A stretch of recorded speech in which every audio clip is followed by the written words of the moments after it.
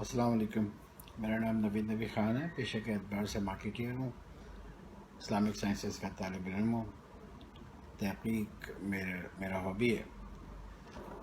ذیابطیس کے بارے میں کچھ بات کرنا چاہ رہا تھا. ذیابطیس یعنی کہ ڈائبٹیز میلائٹس، یہ 1550 قبل مسیح میں ایک مصری پپائرس نے دریافت کر کے اس کو اس طرح سے بیان کیا تھا کہ یہ تیزی سے وزن گراتی ہے اور اس میں کثرت سے پیشاب آ گیا. بے شک یہ آج بھی ہوتا ہے. اس کو میلائٹس کا نام دیا لاطینوی طب نے. اس کا مطلب شہد ہے، اور اس سے ہی ملتا جلتا اس کو سنسکرتی طب کے اندر اس کو مدھو متر کا نام دیا گیا. چنانچہ آج مغربی دنیا، مغربی طب اس کو ڈائبٹیز میلائٹس کہتی ہے. 19ویں صدی کے اوائل میں اس بیماری پہ تحقیق کی رائے کشادہ ہوئیں اور 1945 میں باقاعدہ علاج دریافت ہوئے اور ذیابطیس کے مریضوں کی لائف ایکسپیکٹنسی میں اضافہ ہونا شروع ہوا. آج یہ بات یقین سے کہی جا سکتی ہے کہ اگر ڈائبٹک پیشنٹ نہ چاہے تو یہ مرض قاتل نہیں بن سکتا. یہ بات بھی تاحال ایک مصمم حقیقت ہے کہ اس مرض سے مکمل نجات ممکن نہیں، مگر اس کو ایک لمبے عرصے تک کنٹرول میں رکھا جا سکتا ہے، وہ بھی اگر مریض خود چاہے.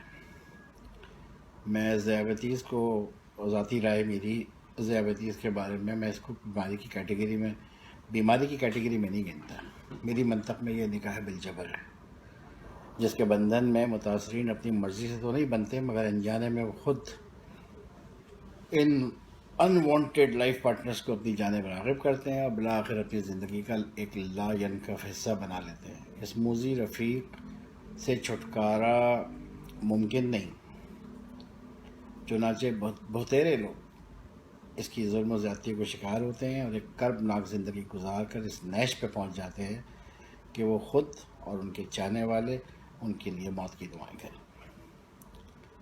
ایسے لاتعداد لوگ آپ نے دیکھے، مگر وہ جو اس کو قابو میں رکھ کر ایک کال کوٹری میں مقید کر لیتے ہیں، ان کی تعداد بھی بہت زیادہ ہے، کم نہیں. ان میں سے اس موذی مرض سے، اس موذی بیوی یا شوہر سے ایک سیف ڈسٹنس رکھنا ہی صحت مند اور خوشحال زندگی کی ضمانت ہے.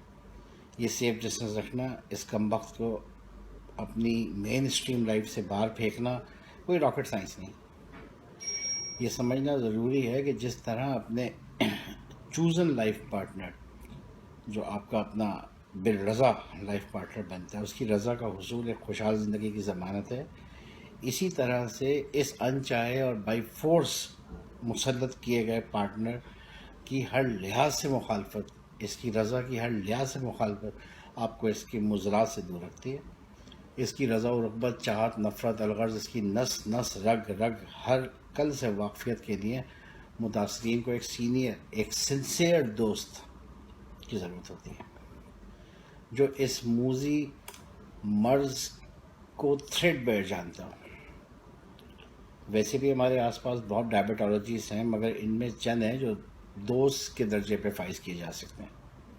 ان کے پاس وہ اہلیت ہی نہیں کہ وہ دوست کہلائیں. میں گزشتہ 15 سال سے اس موذی مرض کے ساتھ اپنے ساتھ لیے پھرتا ہوں.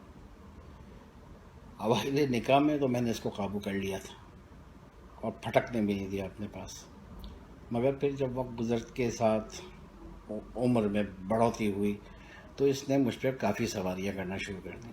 پھر مجھے کچھ نقصانات بھی پہنچے، مگر ابھی کوئی 5 سال قبل میری ملاقات ڈاکٹر سعید سے ہوئی. ڈاکٹر سعید اس بیماری کے بارے میں، اس کم وقت کے بارے میں سب جانتے ہیں، مطلب پوری نالج ہے.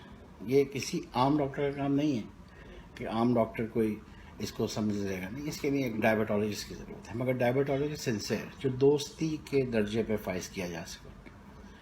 تو ڈاکٹر، اور مجھے سمجھ میں بھی نہیں آتا کہ ڈاکٹر سعید کی جو یہ کلینک ہے، یہ diabetic and food care clinic, doctor Saeed diabetic and food care clinic, یہ ان کا پیشن لگتا ہے، پیشہ نہیں لگتا.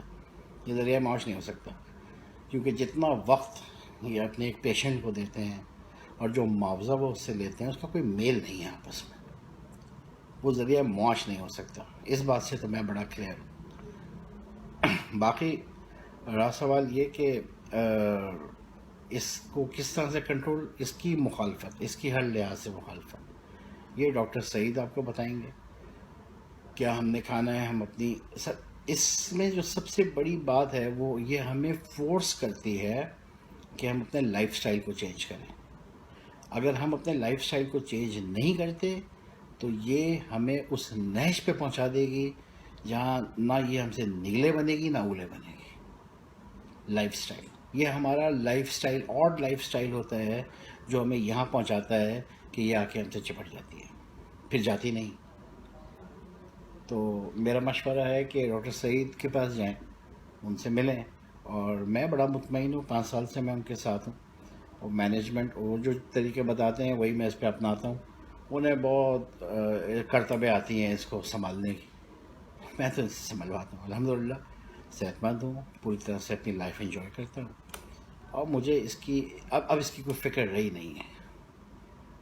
You can live long, you can live healthy with this sort of بیماری، بٹ مگر فار دیٹ آبویسلی آپ کو ایک ڈسپلن لانا ہوگا اپنی زندگی میں. وہ ڈسپلن ویسے بھی ہونا چاہیے، وہ ڈسپلن کا نہ ہونا ہی تو ہمیں یہاں پہ پہنچاتا ہے.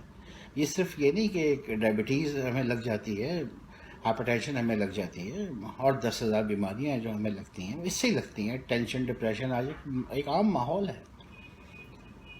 خیر، اس پہ میں نے لکھا ہے، انگریزی میں بھی لکھا ہے، اس میں اردو پہ بھی لکھا ہے، اس پہ جو چھوٹی بہت میں نے ریسرچ کی ہے. مگر میری ریسرچ تو ڈاکٹر سعید کے ریسرچ کے سامنے کچھ بھی نہیں ہے نا. میں تو ایک عام آدمی ہوں، مارکیٹر ہوں. تحقیقی ذہن ہے، اس لیے چیزوں میں جو اپنے ساتھ ہوتے ہیں اس کو دیکھ بھی لیتا ہوں. اینی ویز، میں یہ مشورہ دوں گا کہ جو لوگ اس کے ساتھ اس کے متاثرین ہیں ان کو یہ بات سمجھ لینی چاہیے کہ ہمیں اپنے لائف سٹائل کو چینج کرنا.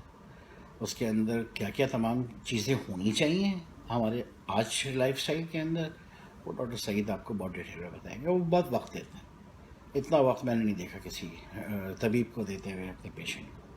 تو میں سمجھتا ہوں کہ وہ دوستی کے درجے پہ فائز کیا جا سکتا ہے. والسلام علیکم ورحمۃ اللہ وبرکاتہ.